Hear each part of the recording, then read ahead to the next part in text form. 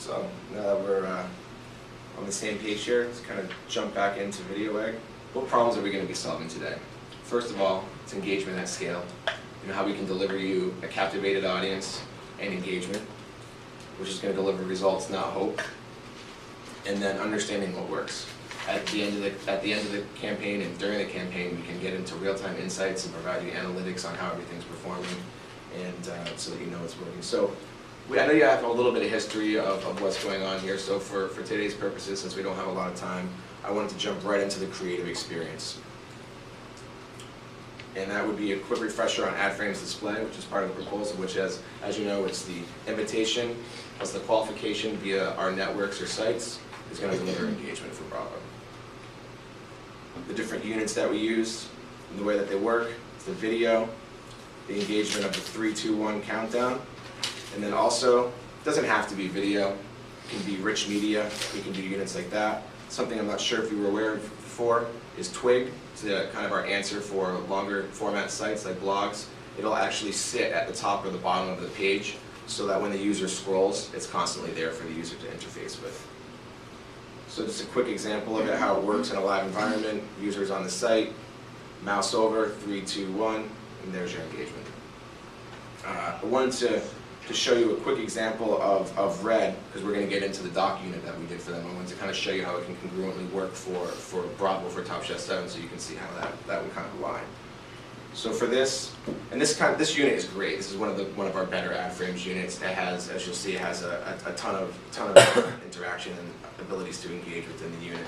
This is doc? This is AdFrames. Okay. So we're going to get into doc, but AdFrames, just wanted to kind of show you the different things within the units.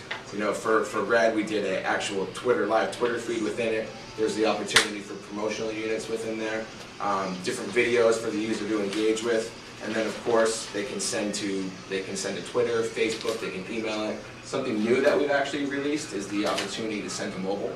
So if someone's a fan of Top Chef 7, and I'm on there and I see this unit, but I know that Denise is a big fan, I can put in her mobile number and it'll go right to her phone. So this is all opt-in? This is all opt-in. Okay. This is AdFrames. Are there any other questions? Are we on the same page? So now we want to get into AdFrames Doc. This is our new unit, launched at the beginning of April. Essentially, I kind of want you to think of it as AdFrames inside out. With AdFrames, you're buying the engagement and all the impressions are free. With Doc, the way it works is you're purchasing the impressions because it's our answer to almost to a homepage takeover. It's a high impact unit that's going to be on the page. You're getting the impressions, but all the other engagement that goes on afterwards and within the unit is free. So here's how it works. It loads as a half-page unit. There's a timeout bar on top so the user can see what's going on. So it loads automatically? Loads automatically. Right when they get onto the page, it loads.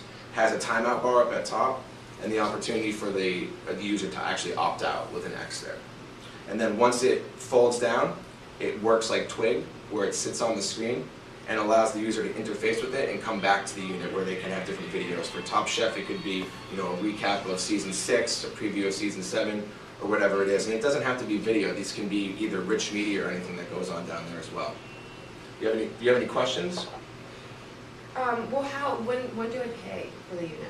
You pay as soon as it loads. So as it gets into it, you pay when it loads. It's a cost per takeover. So even if the user opts out, I still am paying? As the user opts out, you're still paying. But you have to think about it as like the high impact of the unit. When the user loads this page, it's the first thing they see. And even when they do opt out, it still sits on the bottom of the unit and allows them to go back and interface with it. And hopefully we can put some, how this worked for Reds, we have a whole design studio. We went on their site, pulled the different assets off, and are able to manipulate them to fit the unit to make it as engaging and as user-friendly as possible. And we can certainly mock something up for you for Bravo. So what kind of things could we do within that bar? Within this bar? Mm-hmm. I mean, the sky's the limit. We can put the different videos that we did here for Red, and it can be different videos for Top Chef 7. It can be, a rich media unit that, just has different, a flash that's going on inside of it, and then, allows the user to kind of open it back up and then see the unit open up again. And they pay for that, or they don't? It's not going to work on my computer, I'm sorry. No, that's all free. Okay. So like I said, as with AdFrames, you pay for the engagement. all the impressions that come along with it are free. With dock, you're paying for the impressions, you're paying for the takeover, and then all the other engagement that goes on the back end of the unit is free. So And we'll you're be able- analyzing all of that. Yeah, and we'll be able to provide you analytics for it as the campaign's live, time spent, how many takeovers it's been, and anything, all the different information that we're able to use for ad frames, we're able to translate into doc as well. Okay. And can the user close out the persistent bar too? They can close out the persistent bar. I apologize. Yeah. So as it loads, there's the opportunity for them to X out up at the top, but even after it times out and goes down to the bottom, there's the ability for them to get rid of it altogether on the side of the screen right there. So even if they close out of that and they close out of that, we're still paying? You're still paying. Because you're paying again, it's for the initial load on the page. Is there any way to get rid of that, the second closeout on the bottom? No. And this is to provide, we don't want to, one of the things at VideoEU that we strive to do is to make sure that we're giving the user a comfortable experience. And we don't want to do anything that's going to make them think negatively about the brand. Sometimes you see these ads that are annoying, it's a forced view or forced dream, and we found that has a negative effect on brand loyalty. So, I mean, if we're comfortable with doc, we can take this, a couple ways. I mean, if you would like me to get back into the networks, or the insights that we're able to provide as a refresher, we can do that. Or I brought along the proposal on the computer, and we can dive right into next steps and get to work on Top Chef 7. 1 minute left. Talk about the analytics a little bit. You want to get into the insights? Yes, Just get up here.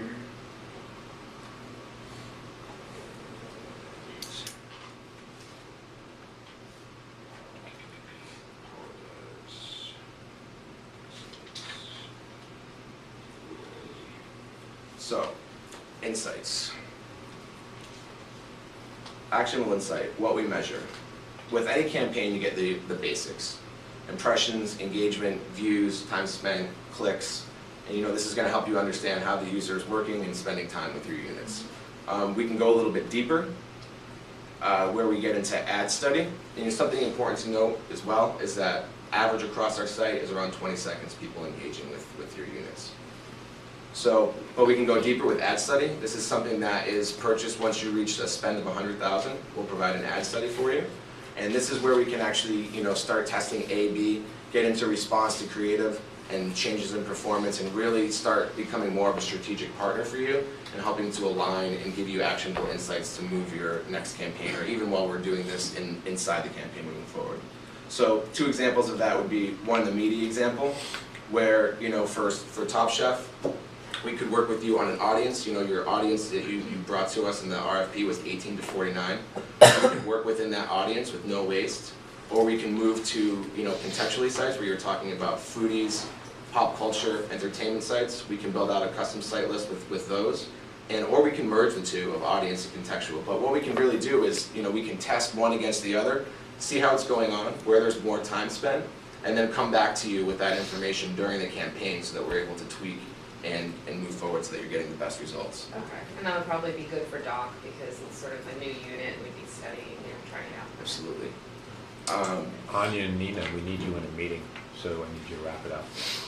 Okay, yeah, we have to go. Okay. So, Well, I mean, if there's, let's talk about next steps. I mean, are there any objections? Do you see any reason why this wouldn't fit for Top Chef 7? Do you feel it would be a good fit? I think it would be a good fit just from the video assets. My only concern is just the fact that it's so easy to close out and we'd still be paying. So we would need to make sure that we're monitoring the creative and people are really spending time with it. Well, what we did for you, and I feel this would be a good fit with where we kind of merged in the proposal, where it is a lot of ad frames, and then doc. Figure we can use doc on the 16th when you're really looking for those high impact units. Oh, so it's just a part of it? Yes. Right, okay. Any questions? No, that's good. I think we'll follow up later. Thanks. Thanks. Okay.